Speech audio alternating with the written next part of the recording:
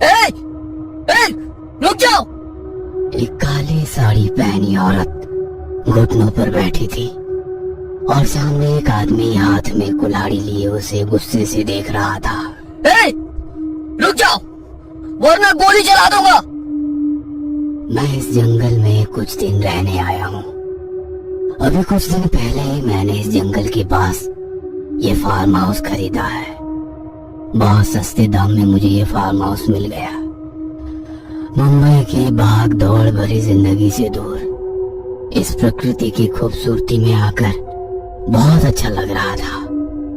खुली और ताजी हवा सुकून दे रही थी। मैं, मेरी बीवी और मेरा 7 साल का बच्चा, हम तीनों यहाँ आए थे।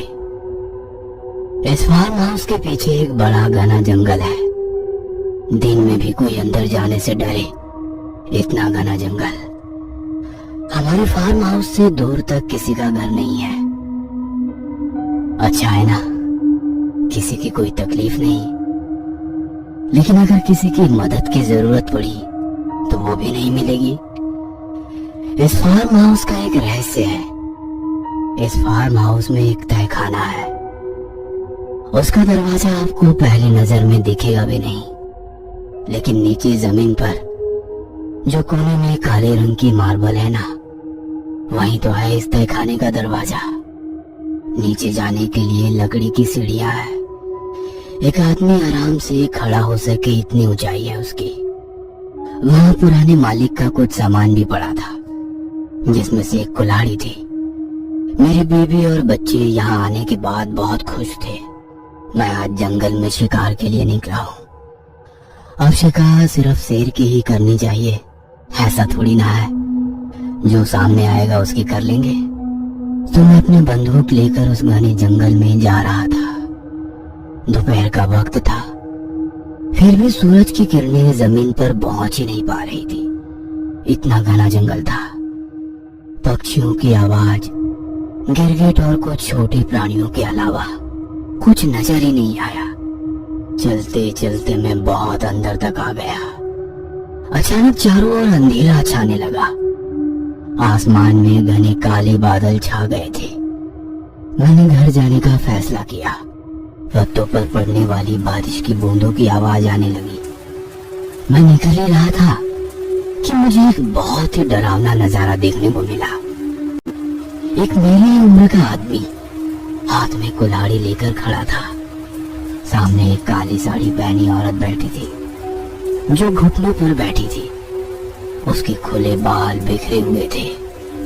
उसके बिखरे बालों की वजह से उसका चेहरा नहीं दिख रहा था। मैंने उसे आवाज दी, ए, रुक, रुक। लेकिन उस आदमी ने ध्यान ही नहीं दिया। उसकी आंखें लाल हो गई थी। बहुत तेज बारिश होने लगी थी।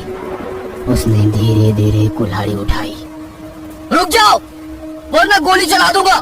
मैंने आखिरी इशारा दिया, लेकिन शायद उसे मेरी आवाज सुनाई ही नहीं दे रही थी, या फिर वो सुनना ही नहीं चाहता था। वो पूरी गति से कुल्हाड़ी को उसके गर्दन की ओर ले जाने लगा।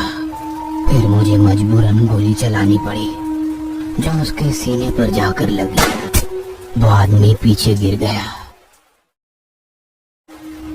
मैं तो किसी जानवर की शिकार करने निकला था, लेकिन मेरे हाथों एक इंसान का खून हो गया था।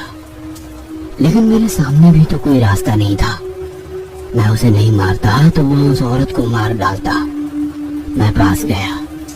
वो अभी भी जिंदा था, मेरी ही तरफ देख रहा था। मैंने उस औरत के कंधों को पकड़ा और खड़ा किया। जोरदार बारिश हो रही थी। वो थर थर कांप रही थी, ठंड से या फिर डर से। मैं उसको लेकर चलने लगा। वो आगे चल रही थी और मैं पीछे। मैं उसके बदन की तरफ देखते ही 25 की उम्र होगी उसकी। ना पतली थी ना ही मोटी, कद लंबा था। पीछे से उसका भीगा बदन नशीला लग रहा था। क्या बताऊं, मैं उसे देखते ही मदहोश हो गया। तुम्हारा नाम क्या है? मैंने पूछा।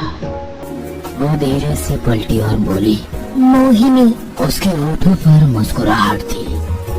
उसके गुलाबी होठ और उस पर कुछ पानी की बूंदे।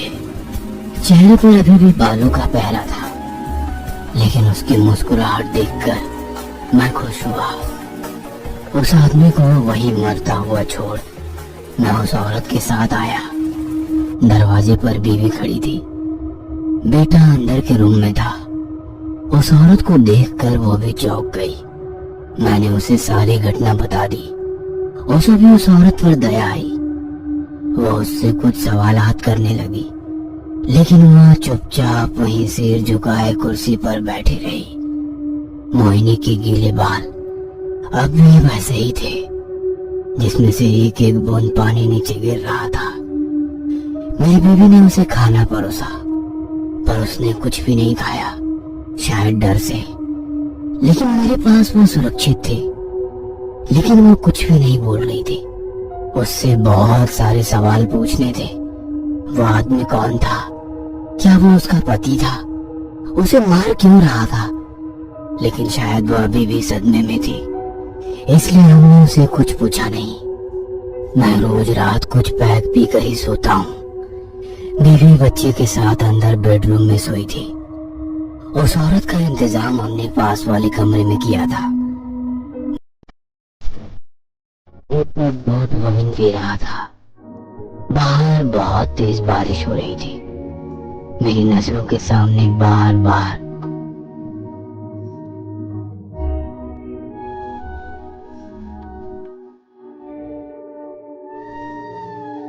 उसके नशीले बदन के सामने ये वाइन भी फीकी लग रही थी।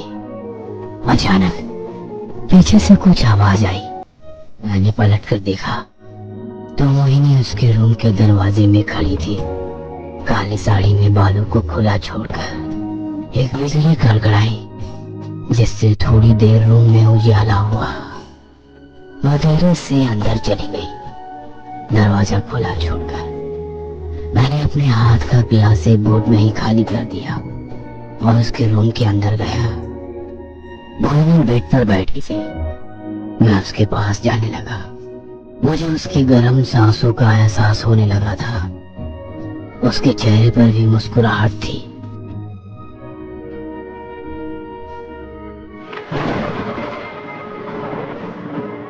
मैंने दरवाजे की तरफ देखा। मेरी बीवी वहीं खड़ी थी। उसकी आंखों में गुस्सा साफ साफ दिख रहा था। वो गुस्से से वहां से चली गई। मैं खुद को संभालते हुए उठा और उसके पीछे गया। रुक जाओ, मेरी बात तो सुनो। वो अंदर गई, हाथ में बैग और आधी नींद से उठे मेरे बच्चे को लेकर कार में बैठकर निकल गई। बाहर अभी भी बारिश हो रही थी।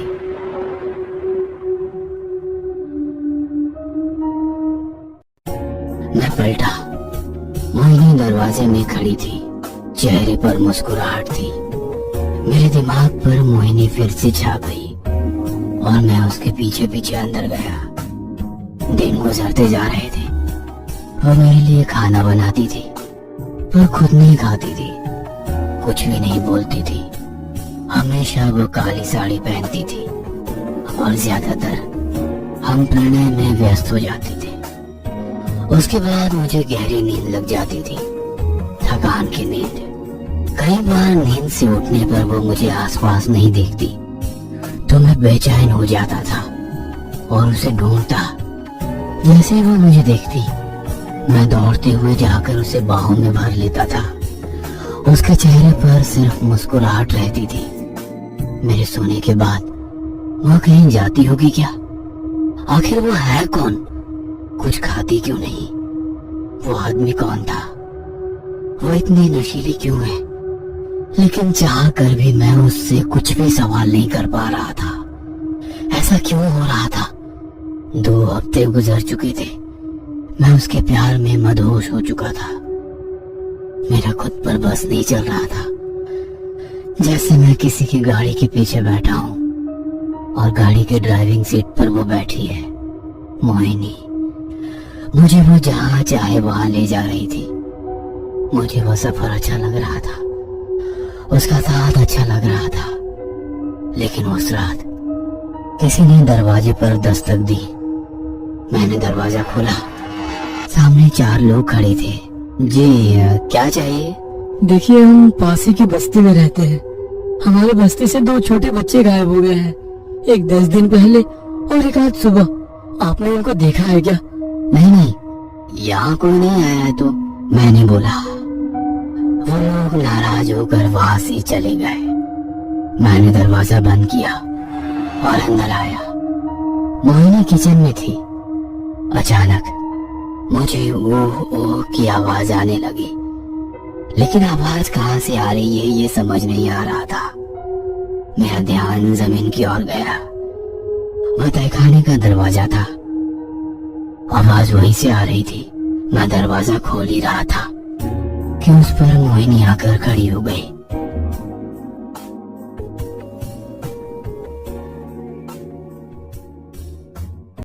उस रात के प्रणय के बाद मुझे गहरी नींद लग गई, लेकिन पता नहीं कैसे मेरी नींद खुली। मोहिनी मेरे पास नहीं थी। किसी जंगली जानवर के गुर्राने की आवाज आ रही थी और साथ में मुंह के चप चप की आवाज, जैसे कोई जानवर कुछ खा रहा है। मैं आवाज की तरफ बढ़ने लगा। आवाज वहीं से आ रही थी, तहखाने से। मुझे कुछ देर पहले की घटना याद आई। मैंने जल्दी से उसका दरवाजा खोला। दरवाजे के खुलते ही एक बहुत ही गंदी बदबू आई। मैं धीरे धीरे सीढ़ियों से नीचे उतरा। मैंने दरवाजे की तरफ देखा तो मेरी रूह कांप उठी। सामने मोहिनी बैठी थी। उसकी गोद में एक 4-5 साल का लड़का था। उसने पहले ही गर्दन को काट कर उसकी जान ले ली थी। वहां से बहुत सारा खून बह रहा था। वहीं पास में हड्डियों का ढांचा पड़ा था, जिसे अब भी कुछ जगह मांस चिपका हुआ था, जो अभी सड़ चुका था। उसने मेरी तरफ देखा। उसका चेहरा खून से भरा हुआ था। उसके दांत खून और मांस से लाल हो गए थे। उसके चेहरे पर अब भी मुस्कुराहट थी। मेरे मुंह से शब्द नहीं निकल रहे थे। जब मुझे होश आया तो मैं मेरी बेड पर था और मोहिनी पास ही में सोई थी रोज की तरह। फिर मैंने जो रात को देखा वो क्या सपना था या हकीकत, कुछ समझ नहीं आ रहा था। मैंने उसकी तरफ देखा। बहुत मासूम लग रही थी, लेकिन अचानक मुझे उसका खून से लथपथ चेहरा याद आया। मैं डर से उठ खड़ा हुआ। मैं बाहर आया। क्या हकीकत क्या सपना, कुछ समझ नहीं आ रहा था।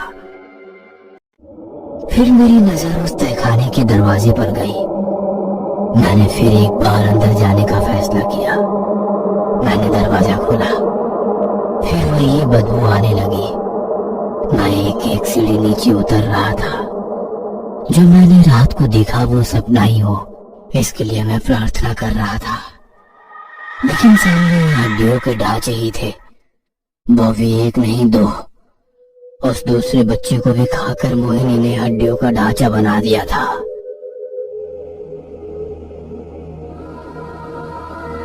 मैं पलटा। कुछ इंच की दूरी पर मोहिनी खड़ी थी और चेहरे पर वही मुस्कुराहट थी।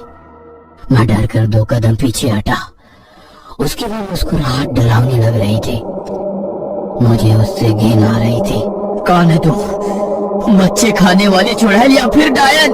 मैं चिल्ला चिल्ला कर उससे पूछ रहा था, लेकिन उसके चेहरे पर कोई भाव नहीं थे। चेहरे की मुस्कुराहट वैसे ही रखते हुए वो बोली, मोहिनी। मुझे बहुत गुस्सा आ गया। उसके हुस्न का नशा अब उतर चुका था। मैंने इधर उधर देखा। पास में एक कुल्हाड़ी पड़ी थी। मैंने वो उठाई।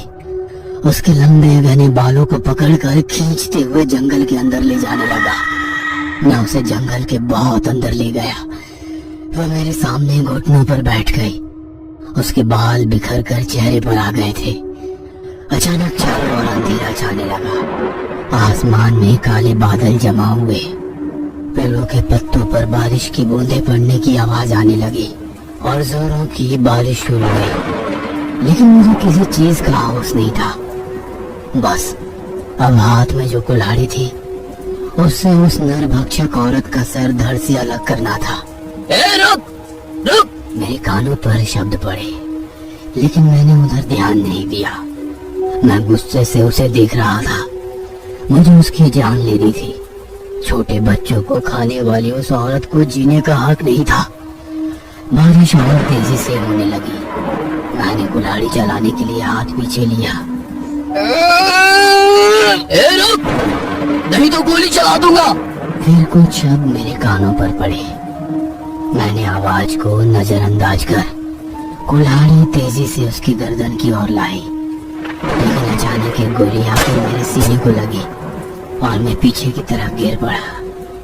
कोई मुझे पास आकर देख रहा था। फिर उसने मोहिनी को कंधे से पकड़कर उठाया। वो आगे चल रही थी और मैं उसके पीछे। मैं उसे उस औरत के बारे में आगाह करना चाह रहा था, लेकिन मेरे मुंह से शब्द नहीं निकल रहे थे। उसका भी पूरा ध्यान उसके भीगे बदन पर था। उसे अब नया शिकार मिल गया था। क्या नाम है तुम्हारा? उसने पूछा। उसने पलट कर देखा। उसकी नजर मुझ पर थी। चेहरे पर वही मुस्कुराहट थी। उस बेचारे को लग रहा था कि वो उसे देखकर मुस्कुरा रही है, बिल्कुल जैसे मुझे लगा था उस दिन। अपनी मुस्कुराहट के साथ वो बोली, मोहिनी।